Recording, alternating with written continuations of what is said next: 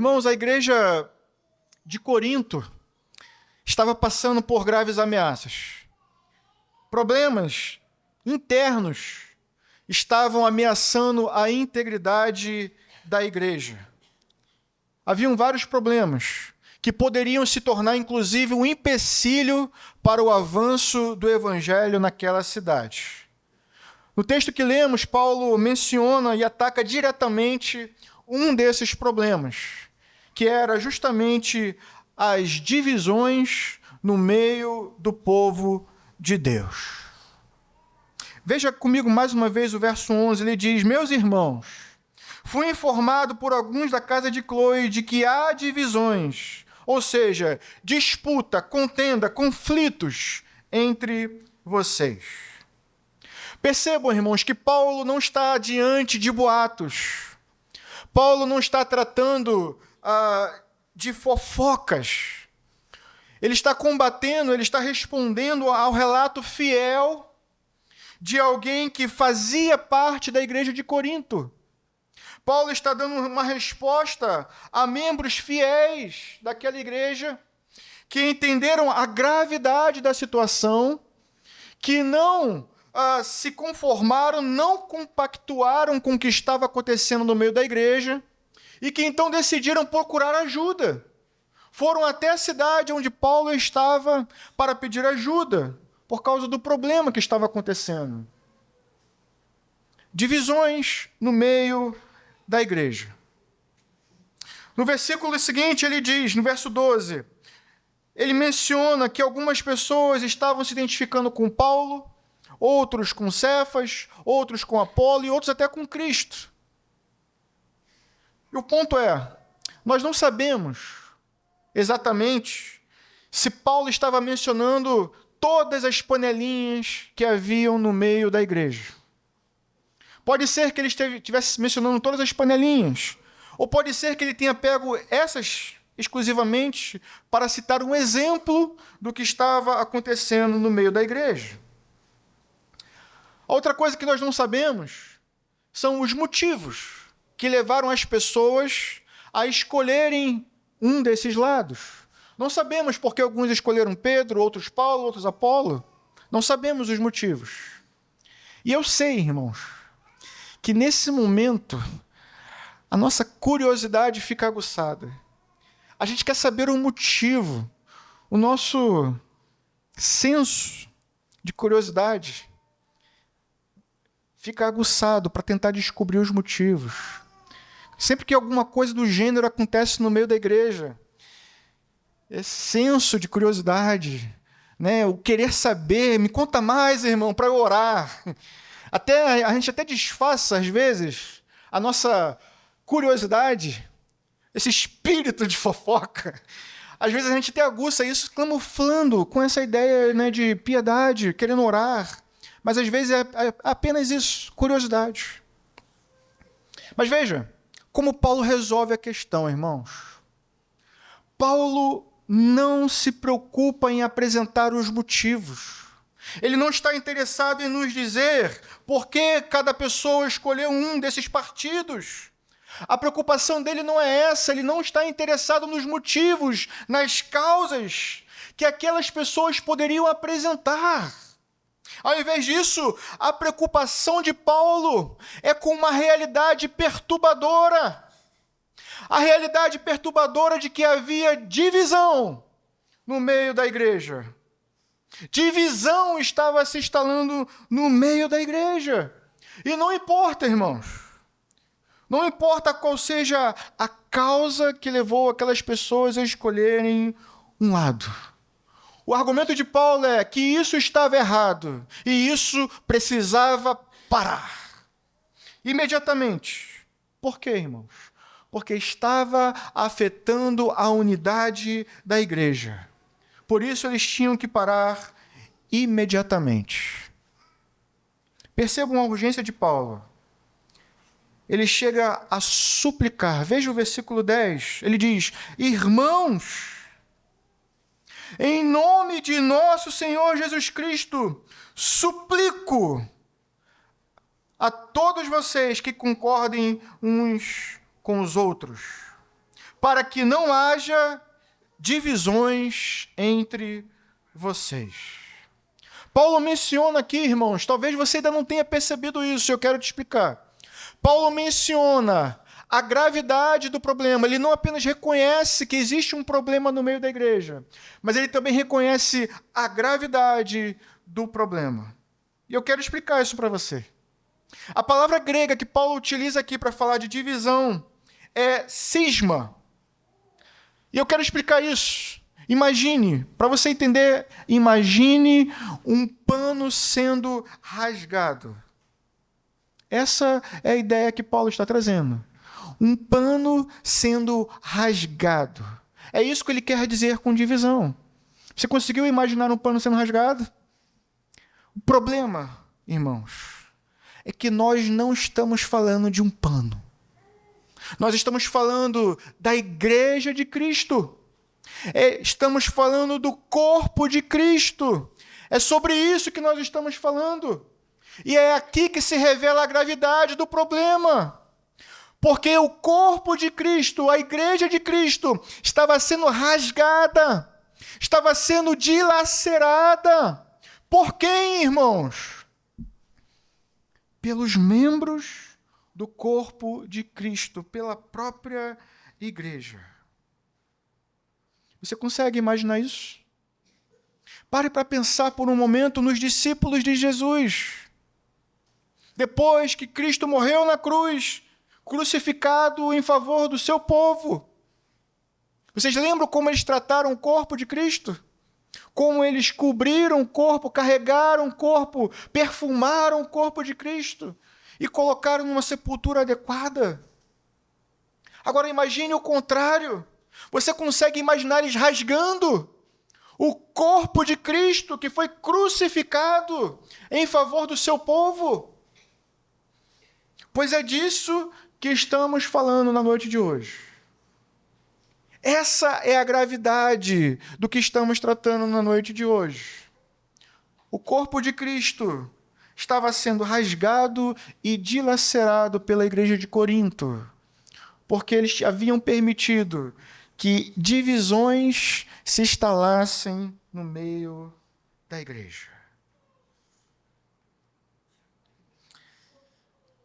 Essas discussões, essas disputas, esses partidarismos, irmãos, não podem continuar acontecendo no meio do povo de Deus. Não podem continuar acontecendo no meio da igreja, que é o corpo de Cristo. Não importa qual seja o motivo, não importa qual seja a motivação, não importa se a causa é política, não importa se a causa é social ou racial, ou se é uma combinação de todas essas coisas juntas. O fato é que existe um problema grave acontecendo, uma tragédia, quando a igreja, por quem Cristo morreu, se divide e entra em conflitos e em contendas. Não importa o motivo, sempre serão injustificados. Porque o que está em jogo, irmãos, é a unidade do corpo de Cristo. A pergunta é, como é que a gente resolve esse problema? Como resolvemos o problema de uma igreja dividida? Essa é uma boa pergunta. Porque, a princípio, quando a gente lê o texto, parece que Paulo não nos oferece uma resposta. Parece que ele apenas nos apresenta o problema e não nos apresenta a solução. Admito que essa foi a minha primeira impressão quando olhei para o texto. Vieram e me disseram que a igreja está dividida, que existem partidos no meio da igreja. Ok, mas qual é a solução? E vejam, irmãos, talvez você ainda não tenha percebido, mas Paulo já nos apresentou a solução várias vezes. Já lemos ela várias vezes. Em segundo lugar, eu quero tratar sobre isso, a solução para o problema. E a resposta é voltar à centralidade de Cristo. Veja o versículo 10, mais uma vez. Ele diz, irmãos, em nome de nosso Senhor Jesus Cristo, suplico a todos vocês que concordem uns com os outros no que falam, para que não haja divisões entre vocês, antes que todos estejam unidos, num só pensamento, num só parecer. Como eu disse, irmãos, a solução ela começa por aqui, em voltar à centralidade de Cristo. Mas eu quero fazer um alerta para você. Não existe fórmula mágica. Não existem atalhos para que esse problema seja resolvido no meio da igreja. Quando Paulo diz, irmãos, em nome do nosso Senhor Jesus Cristo, ou em nome de Jesus, Paulo não está fazendo uso de uma fórmula mágica, como se, ao mencionar o nome de Cristo, os problemas se resolvessem de maneira mágica e instantânea. Como se as divisões fossem se resolver de um momento para o outro. Entenda isso. Eu creio que há poder no nome de Jesus. Não estou negando isso. Essa não é a questão aqui. Quando Paulo menciona, quando ele se dirige à igreja, diz, irmãos, em nome do nosso Senhor Jesus Cristo, o que Paulo está fazendo é lembrar a eles que estão reunidos em nome de Cristo, que Cristo é o Senhor deles, Senhor sobre todos, e que eles são, por causa disso, irmãos uns dos outros. Ao dizer isso, Paulo estava lembrando algo essencial, irmãos, que todos fazemos parte de uma mesma comunidade, a comunidade da fé, aonde Cristo é o Senhor, e nós somos irmãos uns dos outros. A solução começa por isso, em voltar a essa centralidade. Veja, Paulo já disse isso várias vezes. Olhe comigo o verso 9, que foi lido semana passada. Olha o que ele diz. Fiel é Deus, o qual os chamou à comunhão com seu Filho Jesus Cristo, nosso Senhor. Paulo é claro ao dizer que Deus, em sua fidelidade, chamou quem, irmãos? A igreja em Corinto. Ele está falando da igreja em Corinto. Deus os chamou. A carta é para quem? É para a igreja de Corinto. Ele diz, Deus os chamou à comunhão com seu Filho Jesus Cristo, nosso Senhor. Portanto, em sua fidelidade, Deus chamou a igreja de Corinto para ter comunhão com Cristo. Mas isso não é tudo que o texto nos diz. Volte ao versículo 2. Olha o que ele diz. Olha para quem a carta é endereçada. A igreja de Deus, que está onde? Em Corinto. Aos santificados em Cristo Jesus e chamados para serem santos. Preste atenção. Juntamente com todos os que em toda parte invocam o nome de nosso Senhor Jesus Cristo. E ele termina dizendo, Senhor deles e nosso. A vocês, graça e paz da parte de Deus, nosso Pai, e do Senhor Jesus Cristo. Sabe o que isso significa? Significa, irmãos, que Jesus Cristo é o nosso Senhor. Ele é o meu Senhor. É o nosso Senhor, é o Senhor deles. É o Senhor de todos que em toda parte se reúnem e invocam o nome de Cristo. Portanto, o que deve ficar claro para todos nós na noite de hoje é que não fomos chamados para uma comunhão exclusiva e individual com Jesus. Também fomos chamados à comunhão uns com os outros. Por isso oramos dizendo, Pai Nosso. Por isso dizemos que Ele é o nosso Senhor e não apenas o meu Senhor. Para nos lembrar que em Cristo somos todos filhos de um mesmo Pai, o nosso Deus que estás nos céus, e que Cristo é Senhor, não apenas o meu, o nosso. O que temos aqui, irmãos, é um chamado às ovelhas de Cristo. Um chamado para voltar e ter um relacionamento vivo com o Senhor. Um chamado para voltar e fazer de Cristo o centro da nossa religiosidade. Um chamado para viver debaixo do pastoreio de Cristo, o sumo pastor.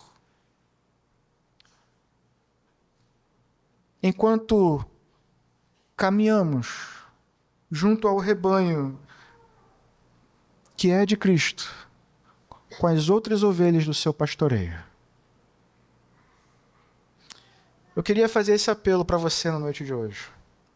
Que você ouça a voz do pastor das ovelhas e abandone de uma vez por todas qualquer ideia de um cristianismo pessoal, individual, que não leva em consideração as outras ovelhas de Cristo. A segunda coisa que Paulo nos mostra é que a solução está em reconhecer que Cristo, irmãos, não está dividido. Veja o verso 13. Ele pergunta: por acaso Cristo está dividido? Foi Paulo crucificado em favor de vocês? Foram vocês batizados em nome de Paulo? Preste atenção na pergunta. Por acaso Cristo está dividido? Por acaso vocês foram batizados em nome de Paulo? O apóstolo, irmãos, nos coloca diante de uma pergunta absurda. E a resposta é óbvia, é claro que não. É claro que Cristo não está dividido. Mas o ponto é, se eu e você conseguimos reconhecer isso, então precisamos reconhecer também que é um absurdo que o corpo de Cristo, que a igreja, que os membros desse corpo estejam se dividindo. Isso é igualmente absurdo. Então, nesse momento, eu queria que você parasse e respondesse isso. Quem foi crucificado em favor de vocês?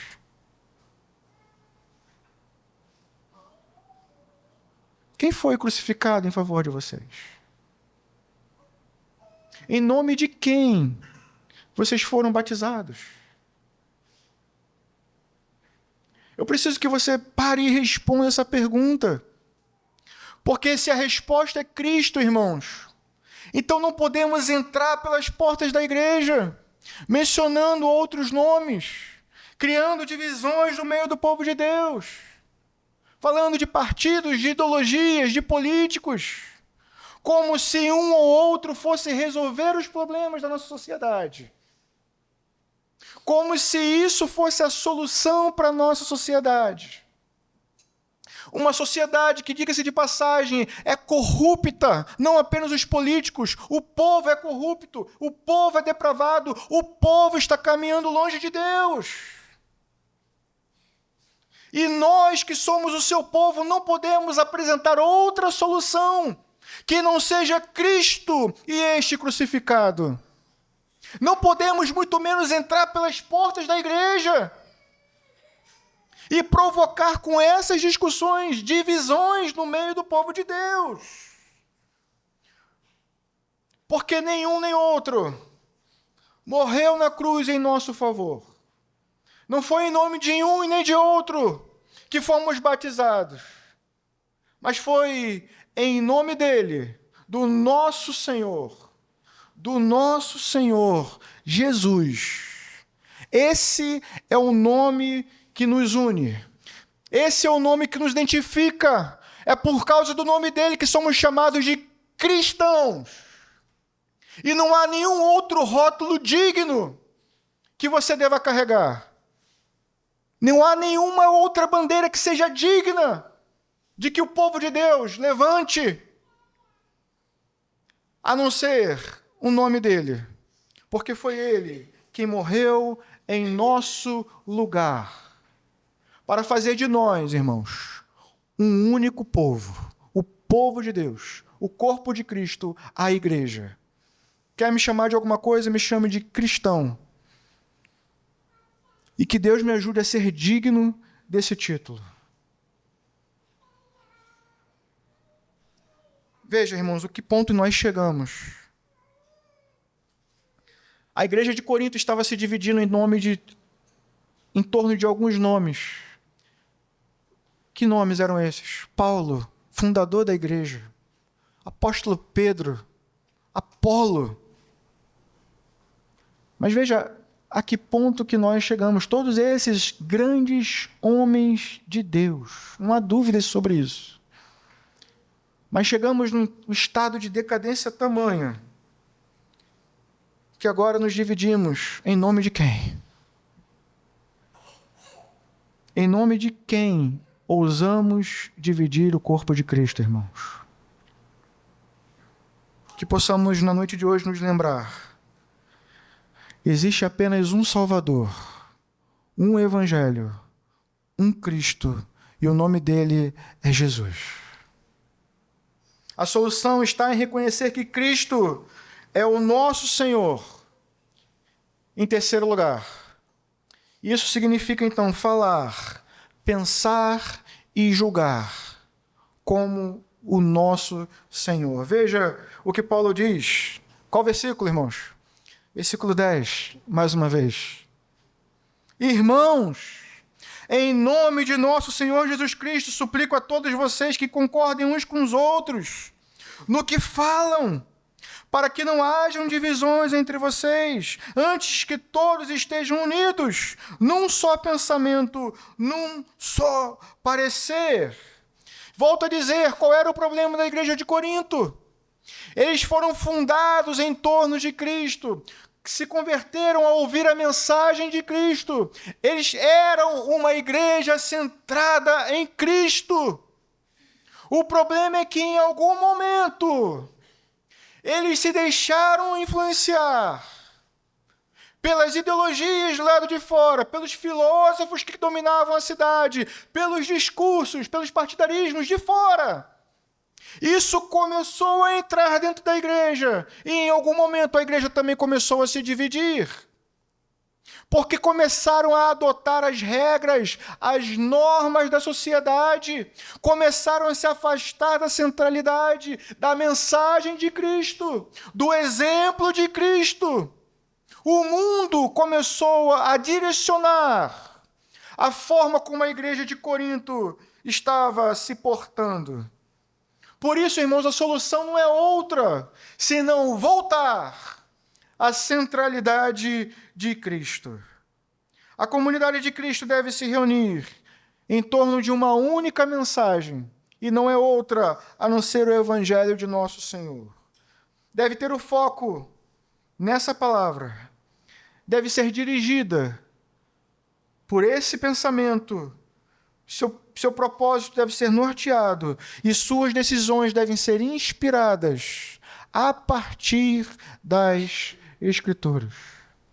Isso não significa que iremos concordar com exatamente tudo, mas significa que antes de qualquer coisa, por amor a Cristo e aos nossos irmãos, buscaremos e trabalharemos e lutaremos pela unidade do corpo de Cristo. E o nosso ponto de partida não pode ser outro. É a palavra de Deus. Ela nos diz o que é certo e o que é errado. Em uma sociedade com valores invertidos, ela nos diz o que é certo e errado. Ela nos diz o que é justo. Ela nos diz como devemos proceder. Ela é lâmpada para os nossos pés em um mundo que cada vez mais caminha em trevas. Eu quero terminar essa mensagem lembrando a nossa identidade. Vocês são a comunidade de Cristo. Vocês são a igreja de Cristo reunida nesta cidade. A palavra de vocês, o posicionamento de vocês, precisa, portanto, refletir o caráter de Cristo. O mundo olha para a igreja e espera que os cristãos sejam esse exemplo de unidade.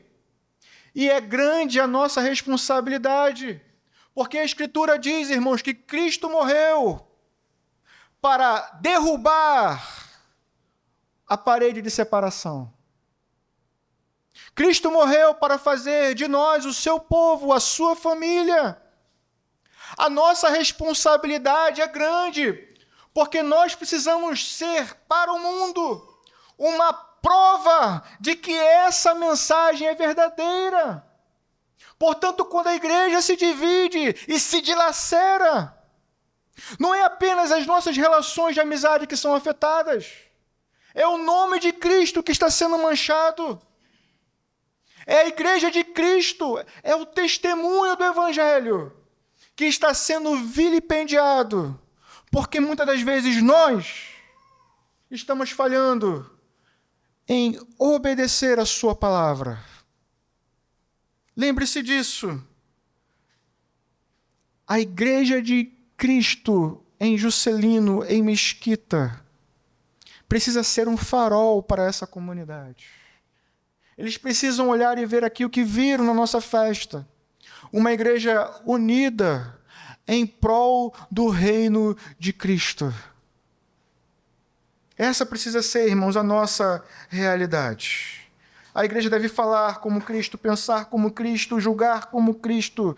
Afinal de contas, sim, somos membros de um só corpo e Cristo é o cabeça.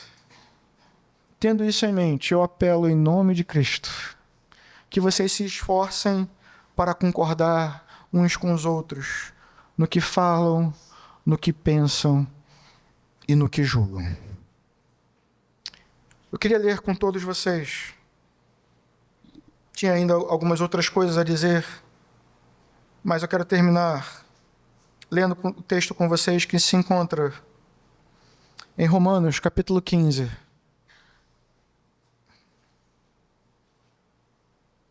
Versos 5 e 6. Se for possível projetar.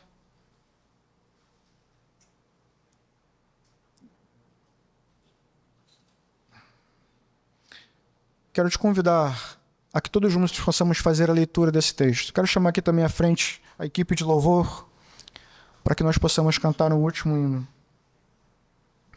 Todos, irmãos, a uma só voz, leamos todos juntos. O Deus que concede perseverança e ânimo, deles um espírito de unidade, seguindo Cristo Jesus, para que com um só coração e uma só voz, vocês glorifiquem a Deus e Pai de nosso Senhor Jesus Cristo. Amém. Por favor, coloque-se de pé. Vamos louvar ao Senhor e em seguida vamos orar em torno dessa mensagem.